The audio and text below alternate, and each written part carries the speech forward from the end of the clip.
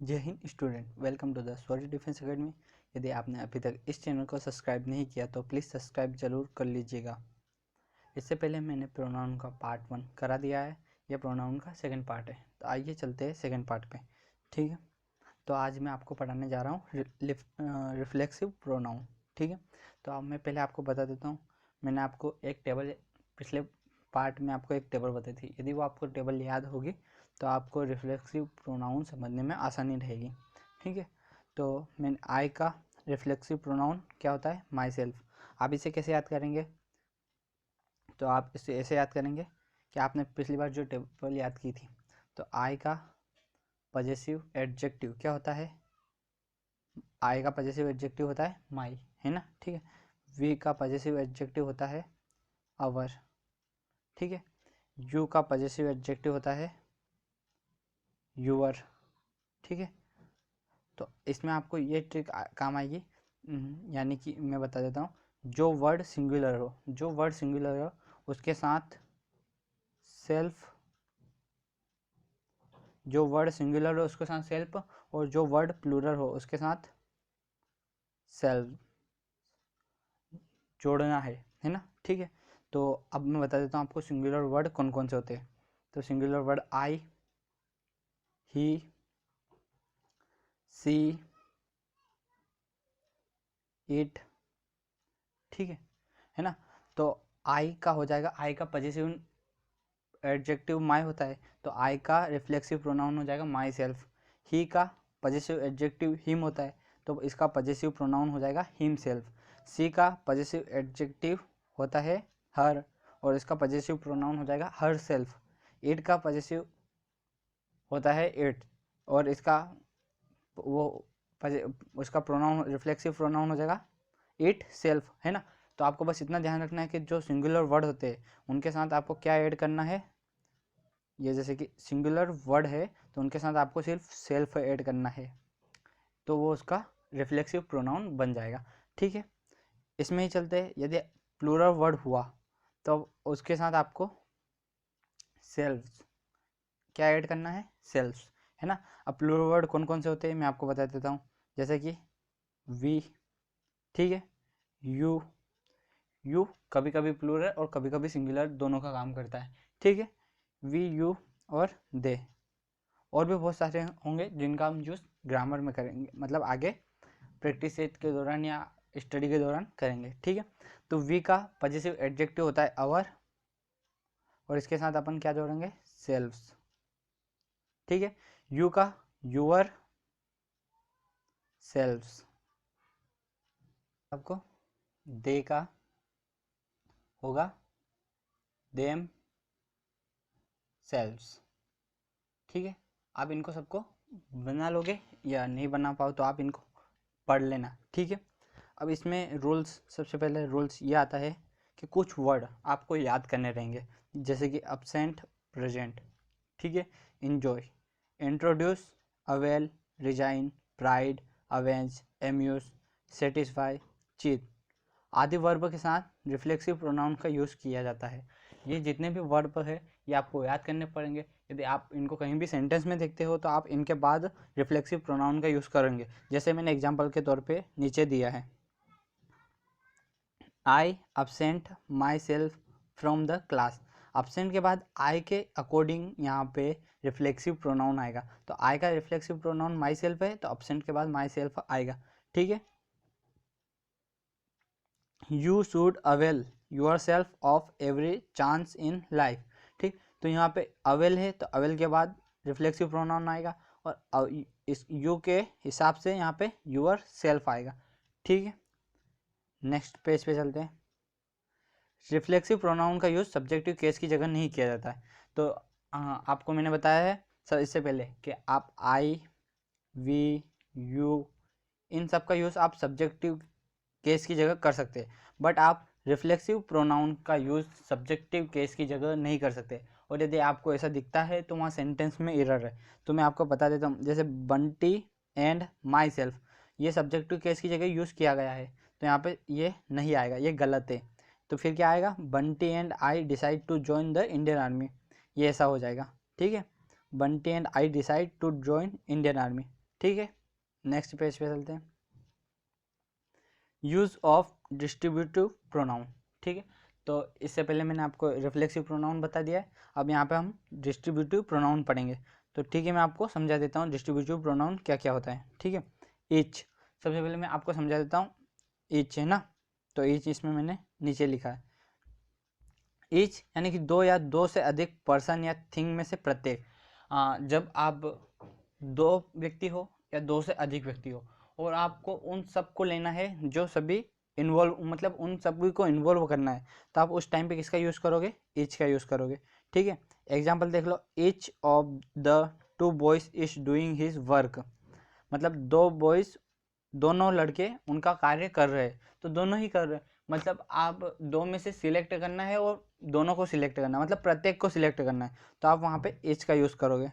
ठीक है, इसमें है each of the student contributed 50 rupees, मतलब सभी स्टूडेंट ने 50 रुपये कंट्रीब्यूट किए। ठीक है, इसके बाद यूज ऑफ, अब ईच का बता दिया मैंने। ईच यानी कि यदि दो हो और दो से ज़्यादा भी हो तो उनमें से प्रत्येक का यूज़ करने के लिए हम ईच का यूज़ करते हैं। ठीक है, इधर और नेदर दोनों का प्रयोग सेम है ना, यहाँ पे आप ध्यान रखना, इधर और नेदर दोनों का प्रयोग सेम है।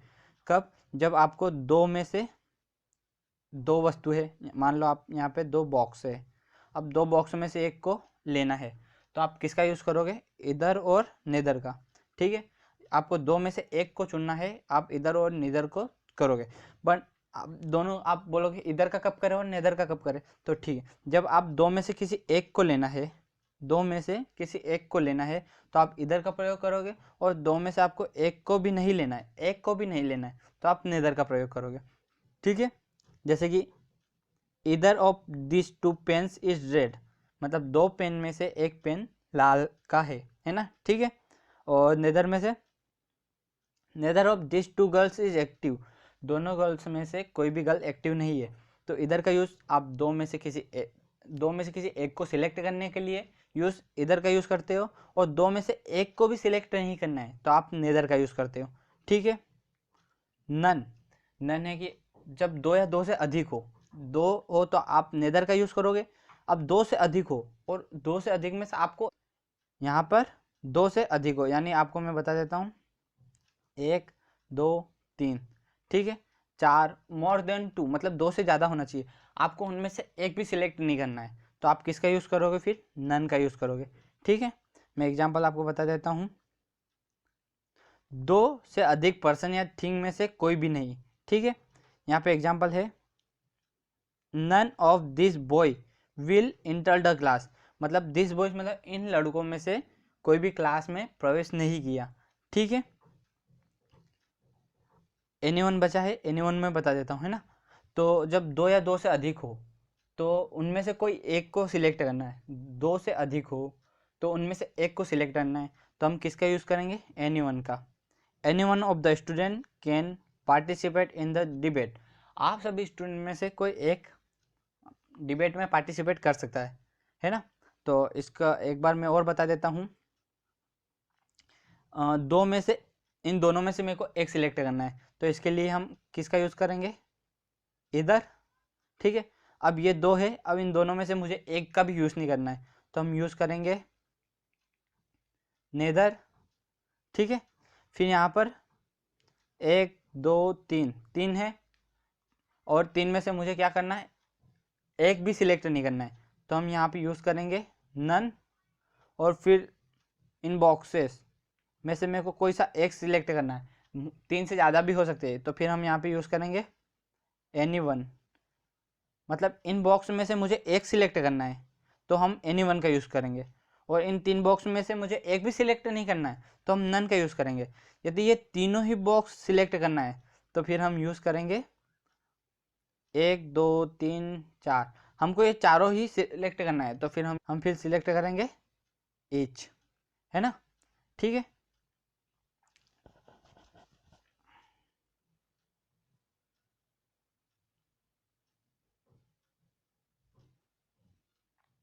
ठीक है, अब इसके बाद मैंने इसमें एक क्वेश्चन है यहाँ पर, she sage of those two boys has broken the glass. ठीक है, तो उसने कहा कि इन दो लड़कों में से किसी एक ने मेरा ग्लास तोड़ा है। ठीक है, अब दो में से किसी एक ने तोड़ा है, तो दो में से एक को सिलेक्ट करना है। तो एक को सिलेक्ट करना है तो हम क्या सिलेक्ट करेंगे, इधर, एनी, नन, एनीवन। तो इधर हम दो में से किसी एक को सिलेक्ट करने के लिए करते हैं, मतलब यहाँ पे क्या आ जाएगा, इधर। क्या आ जाएगा, इधर। ठीक है ना। अब नेक्स्ट स्लाइड पे चलते हैं। यूज ऑफ रेसिप्रोकल प्रोनाउन, है ना। रेसिप्रोकल प्रोनाउन अब पढ़ते हैं। ठीक है, तो रेसिप्रोकल प्रोनाउन में क्या क्या आता है, ईच अदर और वन अदर। इसमें सिर्फ इतना ध्यान रखना है कि ईच अदर का यूज दो व्यक्तियों या वस्तुओं के लिए, और वन अनदर का यूज दो से अधिक पर्सन और थिंग के लिए, है ना। तो हम देख ईच अदर, है ना, ठीक है। ईच अदर का यूज हम कितने के लिए करते हैं, दो व्यक्तियों या वस्तुओं के लिए। दो व्यक्तियों या वस्तुओं के लिए ईच अदर का यूज करेंगे। वन एनोदर, वन एनोदर का यूज हम दो से अधिक व्यक्तियों के लिए या थिंग के लिए करेंगे। ठीक है, अब आपको यह ध्यान कैसे रहेगा कि हम दो के लिए ईच अदर करना है, वन एनोदर करना है, हम तो भूल जाएंगे। तो ठीक है, जिसका मतलब ये फर्स्ट वर्ड है, दोनों का फर्स्ट, जिसमें ज़्यादा होगा वो दो के लिए, और जिसमें कम होगा वो दो से ज़्यादा के लिए यूज़ करेंगे हम। ये मैं बता रहा हूँ ट्रिक, यदि आपको कोई इससे अच्छी ट्रिक मिले तो ठीक है, नहीं तो बस मैं ऐसे बता रहा हूँ कि इसमें चार वर्ड है, एक दो तीन चार, चार वर्ड है। चार वर्ड है मतलब ये दो से ज़्यादा है, मतलब ऐसा नहीं, जिसमें ज़्यादा वर्ड है उनका हम यूज़ दो के लिए करेंगे, और जिसमें कम है, कितने, एक दो तीन, उसका हम दो से ज़्यादा के लिए करेंगे। ठीक है, ये ट्रिक यदि आपको अच्छा लगे तो ठीक है, नहीं तो आप अपनी ट्रिक भी बना सकते हैं। ठीक है, एग्जाम्पल देख लो आप, they all loved one another, मतलब वे सभी एक दूसरे को प्यार करते हैं। ठीक है, तो यहाँ दे है, दे का मतलब मोर देन टू भी होता है, और टू होता है तो फिर हमने किसका यूज़ किया, वन एनदर का।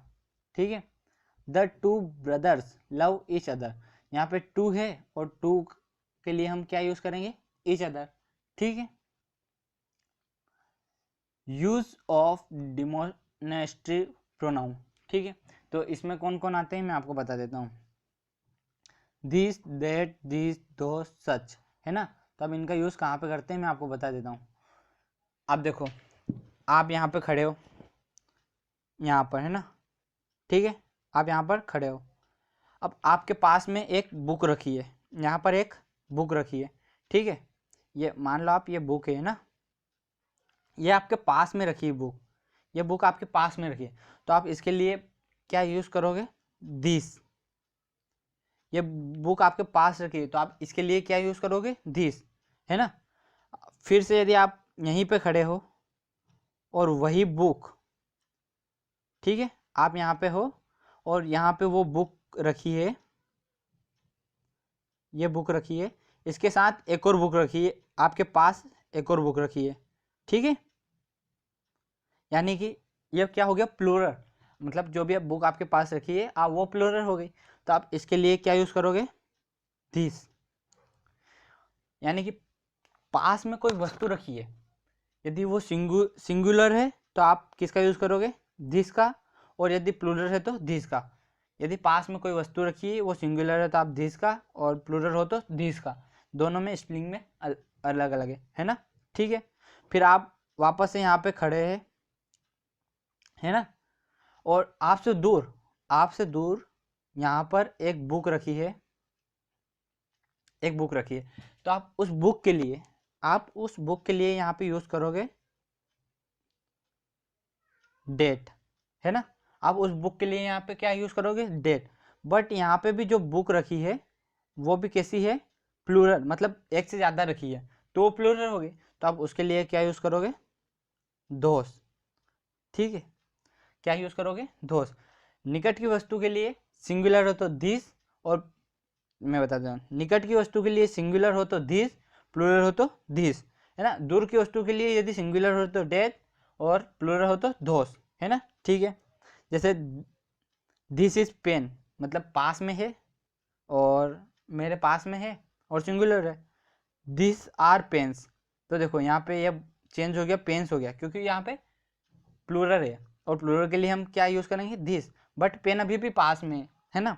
फिर डेट इज पेन, मतलब पेन दूर है बट एक ही पेन है, और दोस आर पेन्स, ठीक है। तो पेन एक से नजदीक है बट दूर है, ठीक है। नेक्स्ट रूल पे चलते हैं। ये रूल इम्पोर्टेंट है, इससे कभी कभी क्वेश्चन बन जाता है, तो बस आपको ध्यान रखना है। सिंगुलर नाउन के लिए, सिंगुलर नाउन के रिपीटेशन के लिए डेट ऑफ तथा प्लूरल नाउन के रिपीटेशन के लिए दोस ऑफ का यूज़ किया जाता है ना। तो मैं बस आपको बता देता हूँ, यदि कोई सिंगुलर नाउन है और उसका रिपीटेशन करना है तो हम किसका यूज़ करेंगे, डेट ऑफ, ठीक है। और यदि प्लूरल नाउन है और उसका रिपीटेशन है तो हम किसका यूज़ करेंगे, दोस ऑफ, ठीक है। आपको समझ में नहीं आया तो अभी एग्जाम्पल में समझ में आ जाएगा, ठीक है। The climate of Pune is better than that of Mumbai, है ना। तो अब यदि यहाँ पे मैं बताता हूँ, यदि ऐसा लिखा था the climate of Pune is better then Mumbai, यहाँ पे डेट ऑफ नहीं आता, तो मतलब पुणे का जो मौसम है वो मुंबई से अच्छा है, तो ये सेंटेंस गलत हो जाता है। गलत क्यों हो जाता है, मुंबई से अच्छा है यह नहीं देखना है, अपने को देखना है मुंबई के जो मौसम है या मुंबई की जो जलवायु है उससे पुणे की जलवायु अच्छी है। तो यहाँ पे इनको ऐसा लिखना पड़ता, the climate of Pune is better then climate of Mumbai, तो वो रिपीटेशन हो जाता। उसी रिपीटेशन से बचने के लिए हमने इसका यूज़ किया है, किसका, डेट ऑफ का। ये हमने यहाँ पे यूज़ किया था रिपीटेशन, तो इसलिए हमने रिपीटेशन।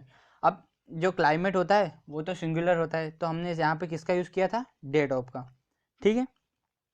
फिर next example, the street of Delhi are wider than those of Mumbai, तो इसका मतलब होता है the street of Delhi are, मतलब जो दिल्ली की सड़क है वो मुंबई की सड़कों से चौड़ी है, तो यहाँ पे आता है स्ट्रीट ऑफ मुंबई, तो यहाँ पे हमने स्ट्रीट ऑफ उसका रिपीटेशन नहीं किया और हमने लिख दिया 200, ठीक है। यहाँ पे इसकी स्लाइड कंप्लीट हो गई है। The hotels of Pune are more luxurious than of Patna. आप इसको पहले सॉल्व करो, उसके बाद मेरे को बताना है ना। The hotels of Pune are more luxurious than of Patna, है ना। तो क्या आएगा यहाँ पे, मैंने अभी आपको यदि सिंगुलर हो तो डेट का यूज़ होगा और प्लूरल हो तो दोस का यूज़ होगा, ठीक है। तो आप यहाँ पे देख लो, होटल्स होटल्स है तो यहाँ पे ये क्या है, प्लूरल है, तो फिर इसके लिए क्या यूज़ होगा, दोस यूज़ होगा, ठीक है। आपको यह वीडियो कैसा लगा, यदि आपको यह वीडियो अच्छा लगा तो चैनल को प्लीज़ सब्सक्राइब कर लीजिए, और यदि आपको ऐसे ही क्वेश्चन डेली चाहिए तो आप डिस्क्रिप्शन में दिया गया टेलीग्राम का लिंक है, आप वहां से टेलीग्राम लिंक ज्वाइन कर लीजिए। यदि वीडियो अच्छा लगा तो शेयर और लाइक ज़रूर करिए। जय हिंद।